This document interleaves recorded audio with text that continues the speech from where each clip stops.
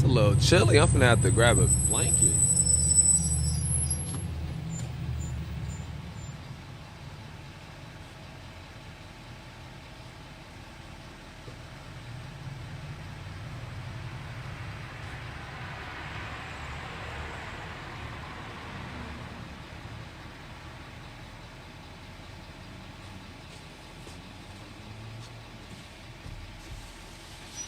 I'm here. Don't worry. It's 23. He almost broke his neck looking over here.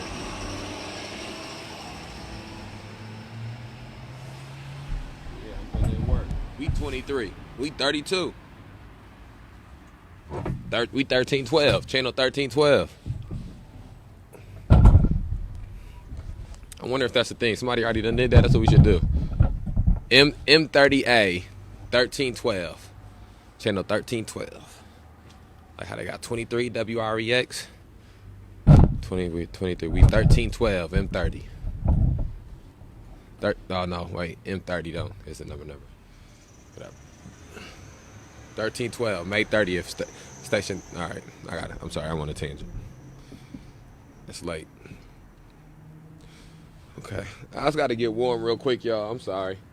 I wanted to get back. I had to eat. For anybody who was watching that last one, I had to eat. Share this post. Share this live. All right. We reading the end of policing. Oh, shoot. The table. Reading the end of policing. I just got to get in this sleeping bag, man. It's cold out there. It's cold. It's a little chilly, man. All right. Man, it's light, bright.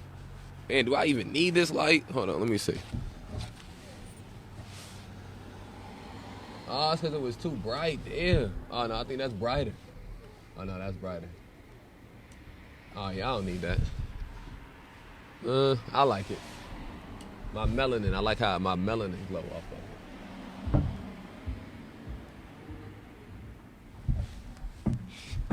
it. Yeah, I like how my melanin glow off of that. Okay.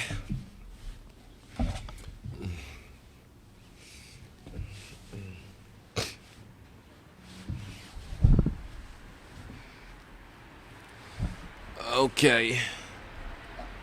All right, out there. Let's get back to it. All right, y'all. So we're reading the end of policing. We're reading the end of policing by Alex Vitale, or Vitale. I think it's Vitale.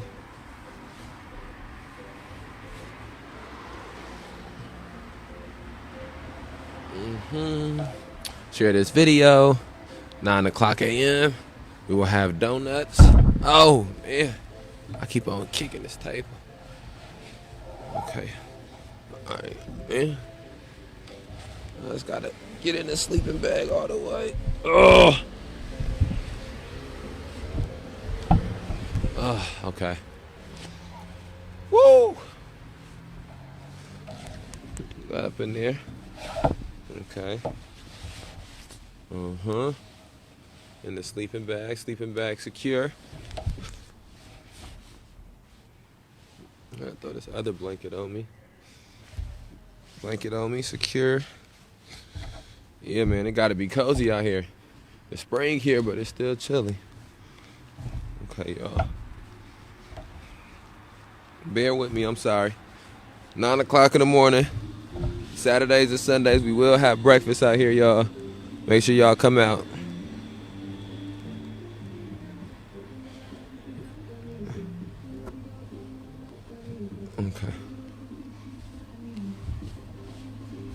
Okay. Woo!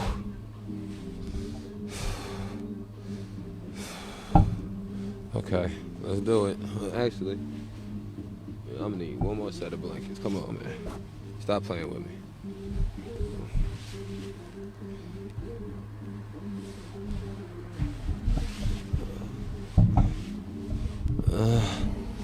Oh, yeah. That warmth. Yeah. Okay. I'm going to go through and pin this to the top of our page. It's 11:28. Oh, I like the idea of me finishing the books. Well, not finishing the books, but finishing the days. Okay. Go through. Share the video. I'm just going to pin the video to the top of the page real quick. And then we're going to get into the book, all right? Okay. Share this video. This is the book that we are reading. 9 o'clock in the morning, we will have breakfast down here. I'm going to... Oh, I don't remember where I left off at. Okay. Tell me how I sound. Do I sound okay? Anybody out there?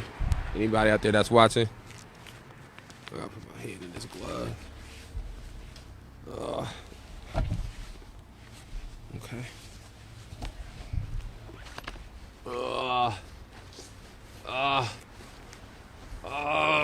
Okay. Oh, wow, that didn't even work. Trying to keep this one hand. Okay. Finally,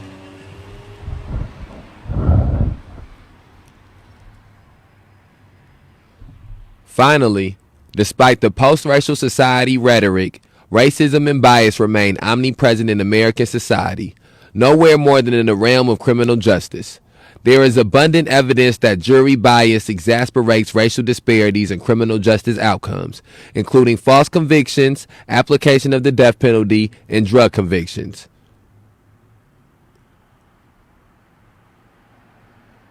Recent research shows that the closer whites live to blacks, the more positive their views of the police are, which did not... Oh, yeah, I was going to Google what that word was.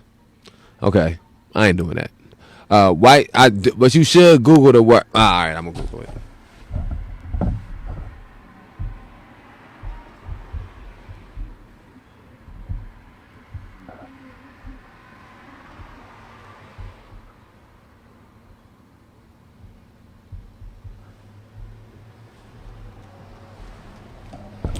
Okay.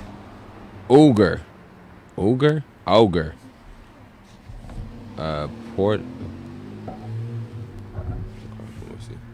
Let me see how they say it on here. I can't even hear this. Okay,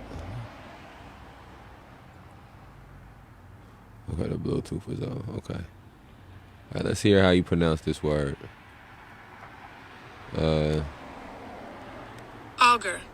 Augur.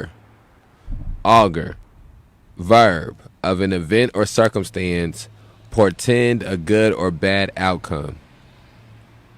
Noun. In ancient Rome, a religious official who observed natural signs, especially the behavior of birds, interpreting these as an indication of divine approval or disapproval of a proposed action. Augur. Portend a good or bad. Okay. Augur. All right, let's get back. Okay. Recent research shows that the closer whites live to blacks, the more positive their views of the police are, which did not augur well for an indictment in a place like St. Louis County. White jurors are much more likely to side with police regardless of the race of the officer and the person killed. Federal intervention. Many advocates have called on the federal government to be more involved in holding local police accountable and investigating systematic policies and practices, citing the conflicts we have noted about local police and district attorneys. Since the civil rights era, when the government acknowledged that local legal systems were refusing to prosecute perpetrators of racist violence, the Justice Department, DOJ, has been authorized to bring criminal cases against individual officers through civil rights prosecutions. Local activists have also turned to the DOJ when they feel local police and political officials are unresponsive to their demands for systemic reforms. Since 1994, in the wake of the Rodney King incident, the DOJ has been allowed to undertake investigations, reports, and even litigation in cases where there is an indication of a pattern of constitutional violations.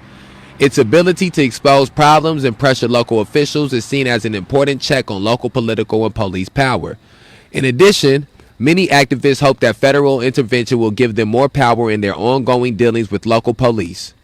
In practice, such prosecutions and investigations are rare.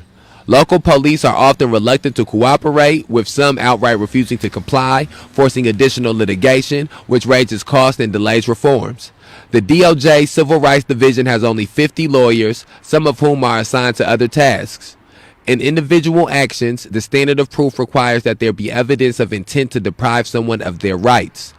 Actions undertaken in the heat of the moment combined with any indication of a possible threat to the officer generally undermine such prosecutions. In addition, concerns about major federal intrusions into local justice systems means that only the most clear-cut cases are brought, only around 100 a year. The country's approximately 17,000 independent police departments all have their own ways of doing things, The country's approximately 17,000 independent police departments all have their own ways of doing things, with remarkable autonomy. A political or legal victory imposing changes on one local police department may have no bearing on the one next door. Even when cases end in voluntary agreements or court-imposed consent decrees, the results are rarely significant or long-lasting. In 1999, the DOJ entered into a consent decree with the New Jersey State Police to address driving while black cases by making a number of changes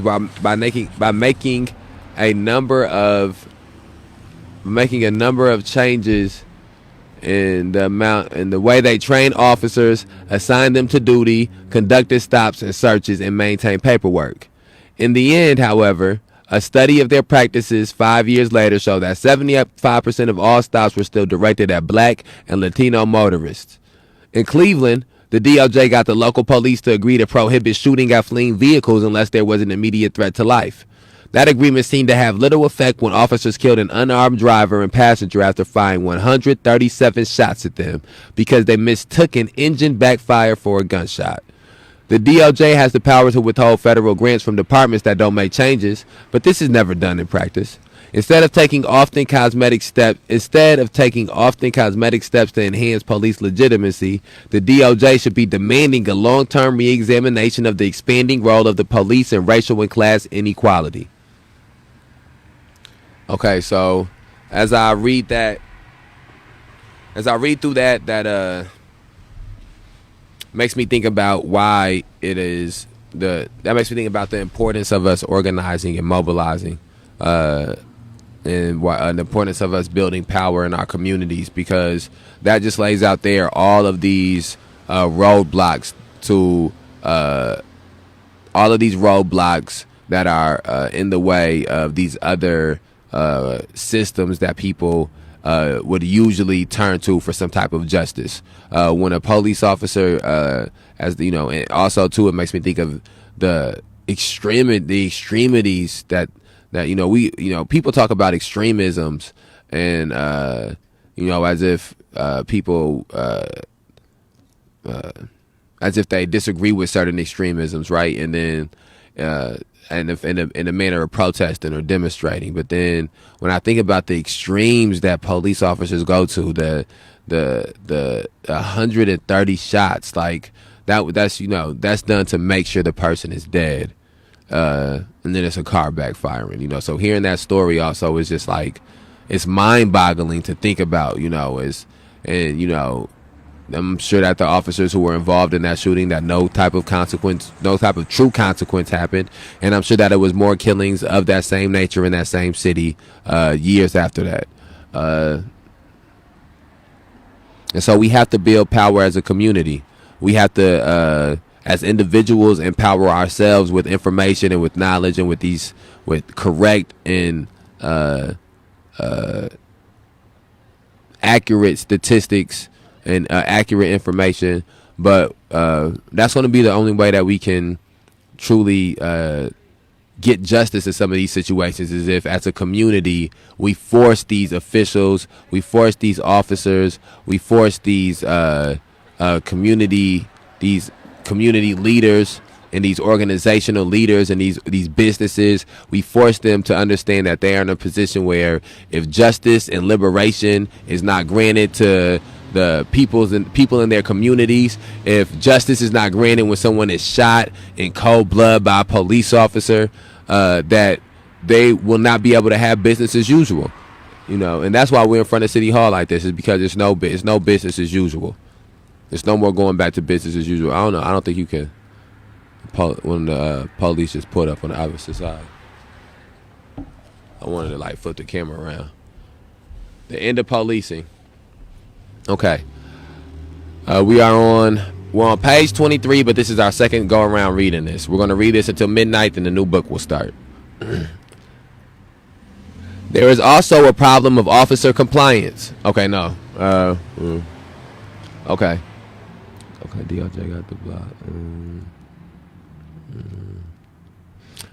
Okay, we're on page 22. Part of the weakness of this process is that the changes imposed tend to mirror the failed reforms outlined in this chapter. Improved training, installing dashboards and body cameras, and improving record keeping. The DOJ's report on police practices in Ferguson did help expose inadequate federal and state funding for municipal operations and racially biased, poor quality police and court services. It even recommended restricting the use of highly discretionary summonses and low-level arrest, as well as reducing police enforcement in schools. Unfortunately, its main recommendation was to implement a system of community policing without addressing all the problems that entails. It did not discuss dialing back the war on drugs, police militarization, or broken windows policing. Under the Trump administration, there is even less reason to rely on this strategy to rein in local police. Attorney General Jeff Sessions has made it clear he will be giving local police a free hand and that federal investigations and prosecutions will be few and far between as they were under Judge George W. Bush. Instead, we must hold local officials directly accountable for the behavior and mission of local police. Body cameras.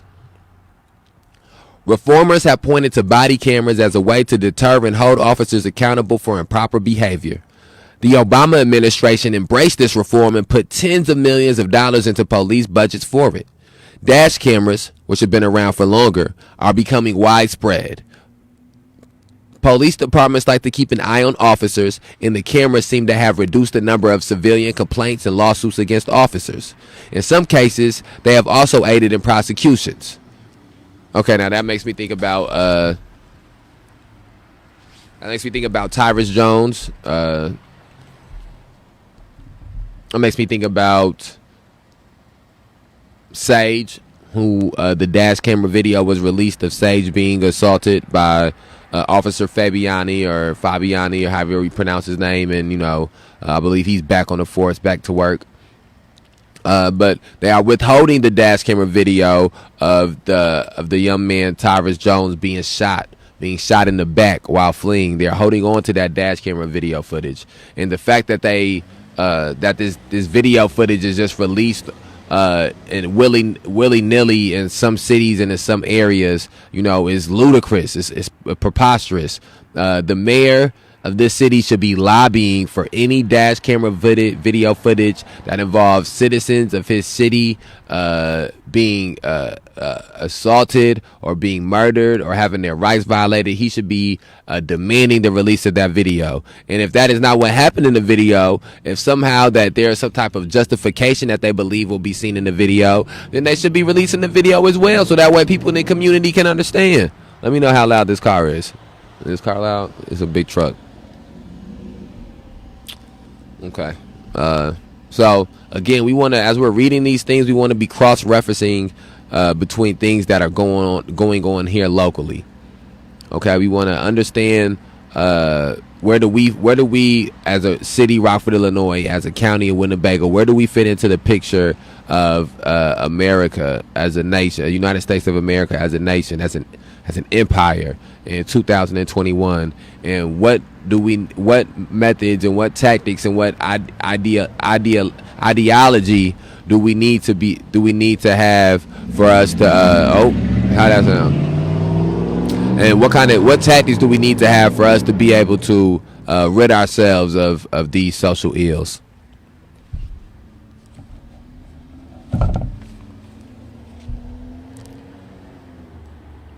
Man, the blanket done fell off.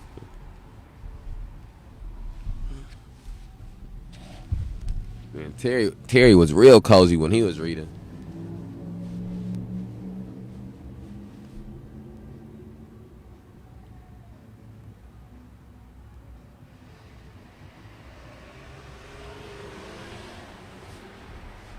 Okay.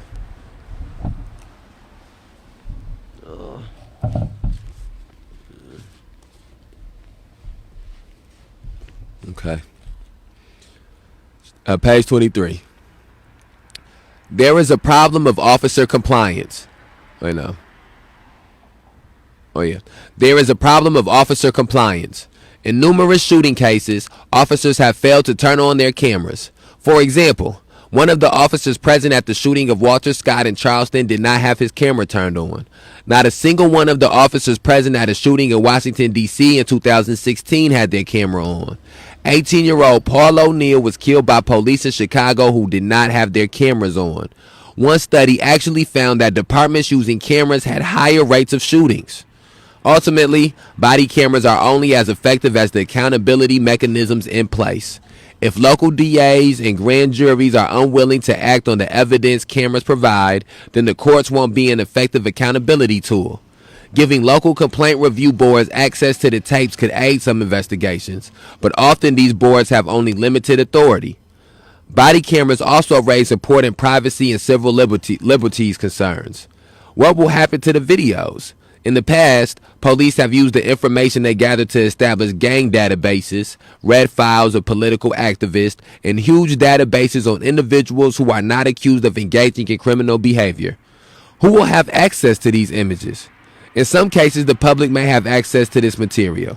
In some cases, the public may have access to this material. In Seattle, where Washington State has strong sunshine laws, police have started posting videos on YouTube with the images of individuals blurred. While this provides some sense of anonymity, people familiar with the circumstances may find it quite possible to identify individuals. If the primary reason for public support of body cameras is to enhance accountability, then perhaps the footage should be under the control of an independent body and not the police. Okay. And then that brings us and then that brings us to also to something else that resonates very heavily here in Rockford, and that is that for the last 10 to 11 months since May 30th, one of the things that the mayor and the city government has been trying to push the narrative of heavily is this idea of body cameras. And I'm not opposed to body cameras. I don't think that anybody is opposed to body cameras. But what I am opposed to is the narrative of body cameras solving all of these social ills and solving all of these problems. So what time is it? I think we almost, it's 11:47. We almost at the end of it. Hey, how you doing? I'm doing good. No, you're not. No, you're not. Yeah, but I'm a push finish. Yeah.